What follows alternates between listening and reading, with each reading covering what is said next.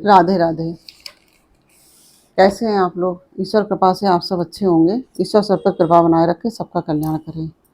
आज हम आपको बताने जा रहे हैं श्रीमद् भागवत महात्म का दूसरा अध्याय। यह अध्याय भक्ति का दुख दूर करने के लिए नारद जी का उद्योग इस नाम से है। और अगर आपने हमारा चैनल सब्सक्राइब नहीं किया है तो आप हमारा चैनल सब्सक्राइब कर लीजिए और बेल आइकन बटन ज़रूर दबा दीजिएगा, जिससे कि हमारे जितने भी वीडियोज़ हैं आपको प्राप्त हो सकें।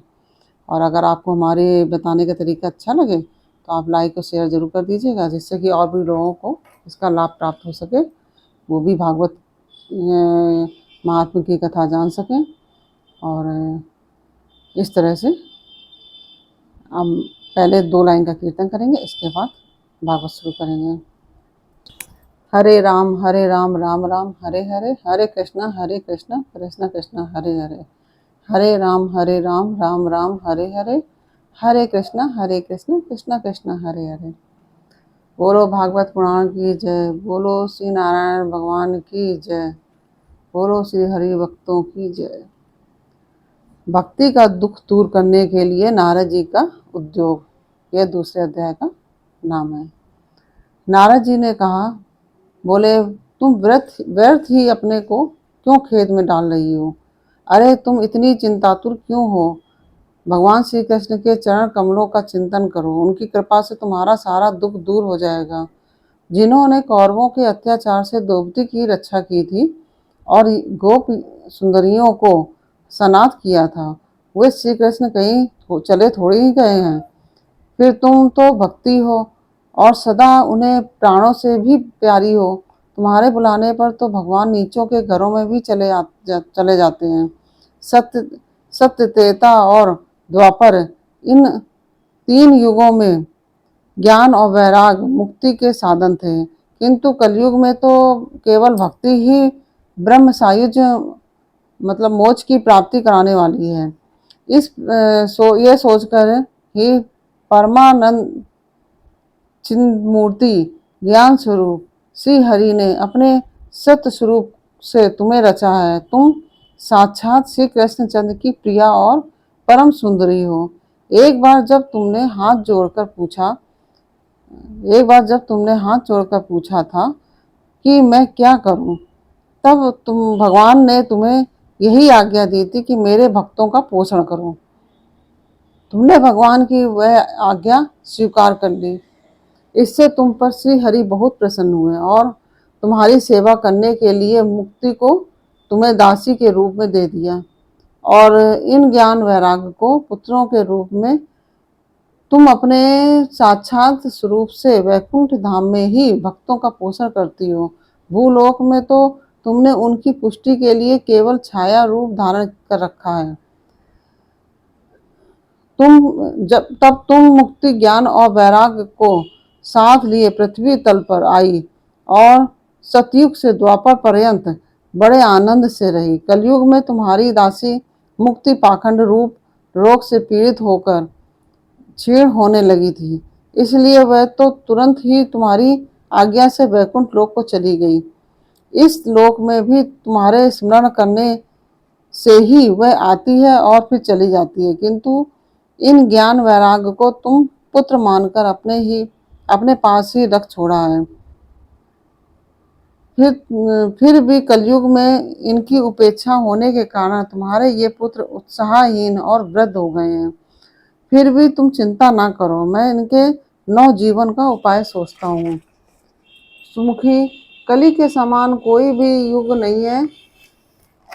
इस युग में मैं तुम्हें घर घर में प्रत्येक पुरुष के हृदय में स्थापित कर दूंगा। देखो, अन्य सब धर्मों को दबाकर और भक्ति विषयक महोत्सव को आगे रखकर यदि मैंने लोक में तुम्हारा प्रचार ना किया तो मैं श्री हरि का दास नहीं। इस कलयुग में जो जीव तुमसे युक्त होंगे वे पापी होने पर भी बेखटक के भगवान श्री कृष्ण के अभय धाम को प्राप्त होंगे।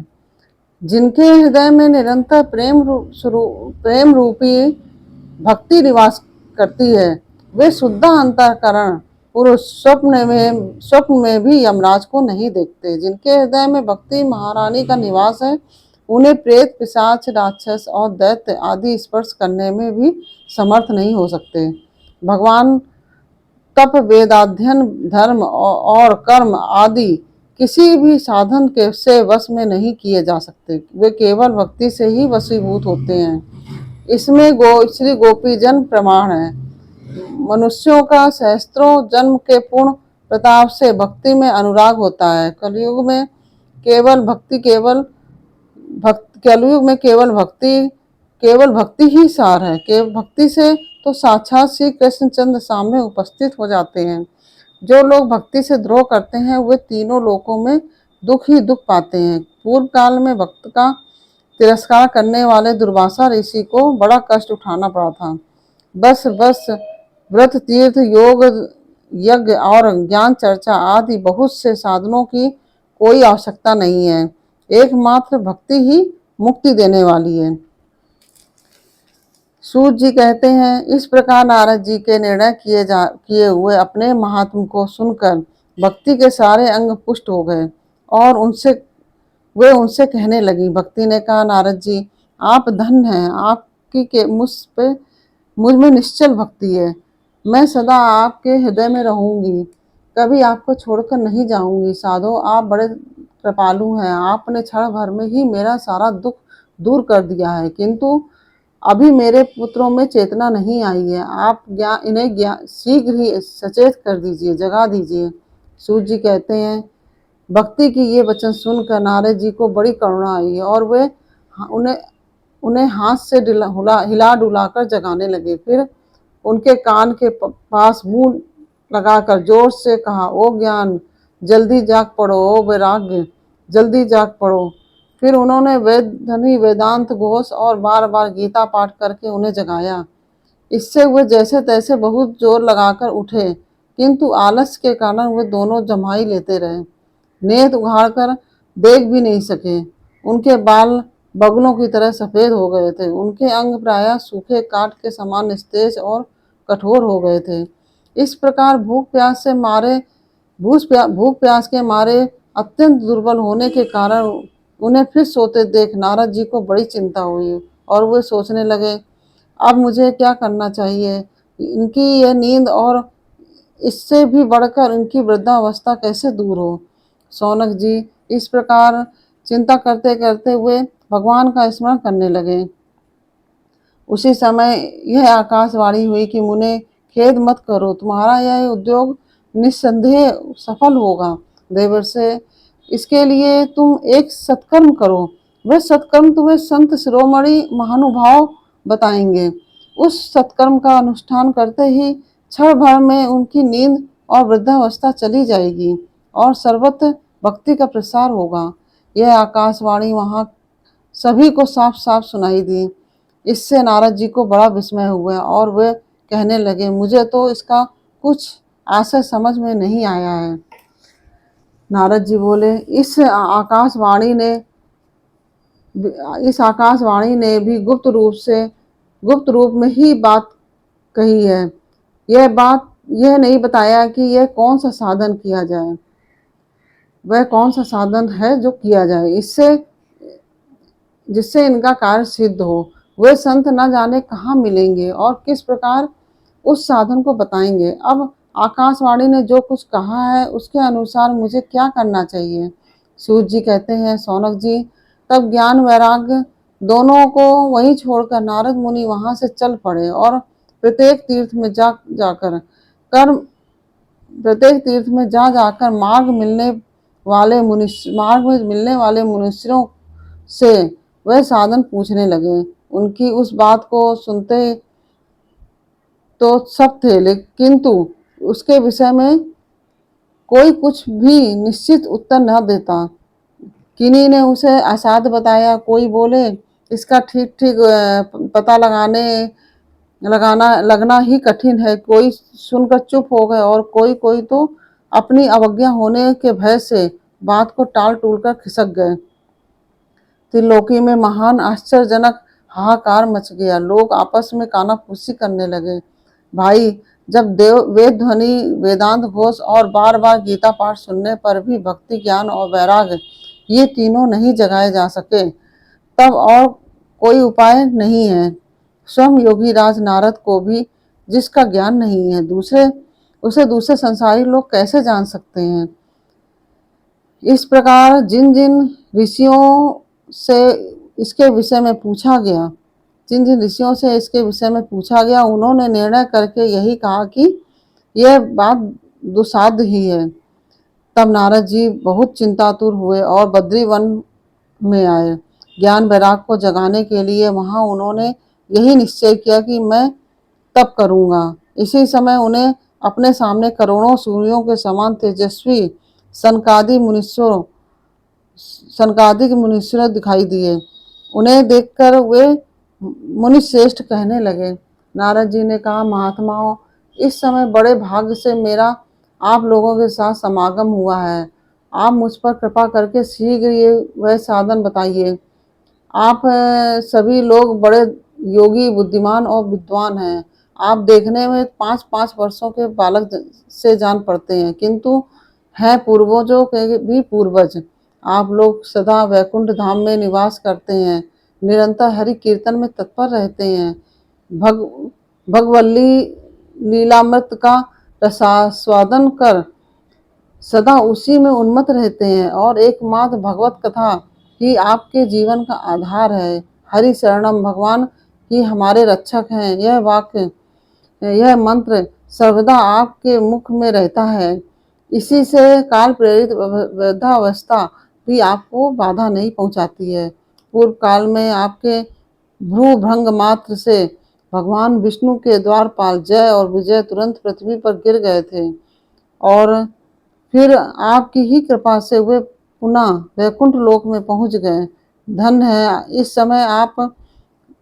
समय आपका दर्शन बड़े सौभाग्य से ही हुआ है।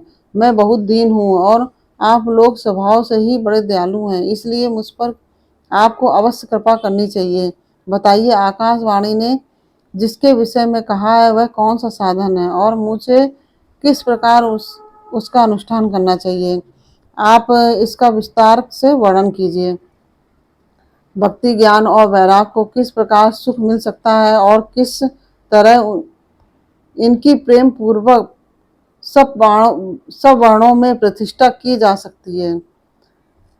सनकादिक ने कहा, देवर से आप चिंता न करें, मन में प्रसन्न हो।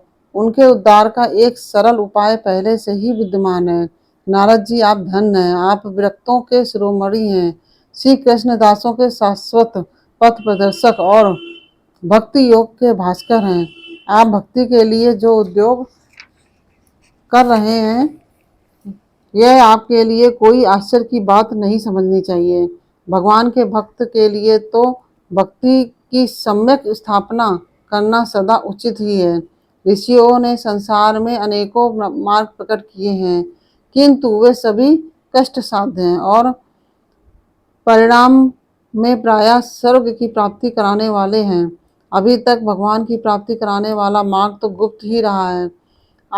उसका उपदेश करने वाला पुरुष प्रायः भाग्य से ही मिलता है। आपको आकाशवाणी ने जिस सत्कर्म का संकेत किया है उसे हम बतलाते हैं। आप प्रसन्न और समाहित चित्त होकर सुनिए। नारद जी, द्रव्य यज्ञ, तपो यज्ञ, योग यज्ञ और स्वाध्याय यज्ञ रूप ज्ञान यज्ञ, ये सब तो स्वर्ग आदि की प्राप्ति कराने वाले कर्म की ही ओर संकेत करते हैं।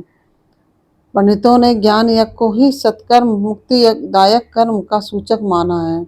यह श्रीमद् भागवत का पारायण है, जिसका गान सुकादि महानुभावों ने किया है। उसके शब्द सुनने से ही भक्ति, ज्ञान और वैराग को बड़ा बल मिलेगा। इससे ज्ञान वैराग का कष्ट मिट जाएगा और भक्ति को आनंद मिलेगा। सिंह की गर्जना सुनकर जैसे भेड़िए भाग जाते हैं, उसी प्रकार श्रीमद् भागवत की ध्वनि से कलयुग के सारे दोष नष्ट हो जाएंगे। तब प्रेम रस प्रभावित करने वाली भक्ति, ज्ञान और वैराग को साथ लेकर प्रत्येक घर और व्यक्ति के हृदय में क्रीड़ा करेगी। नारद जी ने कहा, मैंने वेद वेदांत की ध्वनि और गीता पाठ करके उन्हें बहुत जगाया, किंतु फिर भी भक्ति, ज्ञान और वैराग्य ये तीनों नहीं जागे। ऐसी स्थिति में श्रीमद् भागवत सुनाने से वे कैसे जागेंगे, क्योंकि उस कथा के प्रत्येक श्लोक और प्रत्येक पद में भी वेदों का ही तो सारांश है। आप लोग शरणागत वत्सल हैं तथा आपका दर्शन कभी व्यर्थ नहीं होता, इसलिए मेरा यह संदेह दूर कर दीजिए, इस कार्य में विलंब न कीजिए। सनकादिक ने कहा, श्रीमद् भागवत की कथा वेद और उपनिषदों के सार से बनी है, इसलिए उनसे अलग उनकी फल स्वरूपा होने के कारण वह बड़ी उत्तम जान पड़ती है। जिस प्रकार रस वृक्ष की जड़ से लेकर शाखाग्र पर्यंत रहता है, किंतु इस स्थिति में उसका आस्वादन नहीं किया जा सकता, वही सब अलग होकर फल के रूप में आ जाता है, तब संसार में सभी को प्रिय लगने लगता है। दूध में घी रहता ही है, किंतु उस समय उसका अलग स्वाद नहीं मिलता है, वही जब उससे अलग हो जाता है तब देवताओं के लिए भी स्वादवर्धक हो जाता है। खांड एक की ओर छोर और बीच में भी व्याप्त रहती है, तथापि अलग होने पर उसकी कुछ और ही मिठास होती है। किंतु ऐसी ही यह भागवत की कथा है। यह भागवत पुराण वेदों के समान है। श्री व्यास देव ने इसे भक्ति, ज्ञान और वैराग की स्थापना के लिए प्रकाशित किया है। पूर्व काल में जिस समय वेद वेदांत के परिगामी और गीता की भी रचना करने वाले भगवान व्यासदेव खिन्न होकर अज्ञान समुद्र में गोते खा रहे थे, उस समय आपने ही उन्हें 4 श्लोकों में इसका उपदेश दिया था। उसे सुनते ही उनकी सारी चिंता दूर हो गई थी। फिर इसमें आपको आश्चर्य क्यों हो रहा है? जो आप हमसे प्रश्न कर रहे हैं, आपको उन्हें शोक और दुख का विनाश करने वाला श्रीमद् भागवत पुराण ही सुनाना चाहिए। नारद जी ने कहा, महानुभावों, आपका दर्शन जीव के संपूर्ण पापों को तत्काल नष्ट कर देता है, और जो संसार दुख रूप दावानल से तपे हुए हैं उन पर शीघ्र ही शांति की वर्षा करता है। आप निरंतर शेष जी के सहस्त्र मुखों से गाए हुए भगवत कथामृत का ही पान करते रहते हैं। यह मैं प्रेम लक्षणा भक्ति का प्रकाश करने के उद्देश्य से आपकी शरण लेता हूँ। जब अनेकों जन्मों के संचित पूर्ण पुंज का उदय होने से मनुष्य को सत्संग मिलता है, तब वह उसके अज्ञान जनित मोह और मद रूप अंधकार का नाश करके विवेक उदय होता है। और इस प्रकार से अध्याय पूर्ण हुआ। और श्रीमन्नारायण नारायण हरि हरि, श्रीमन्नारायण नारायण हरि हरि। फिर मिलते हैं आपसे तीसरे अध्याय में। तब तक के लिए आपसे अनुमति चाहिए। राधे राधे।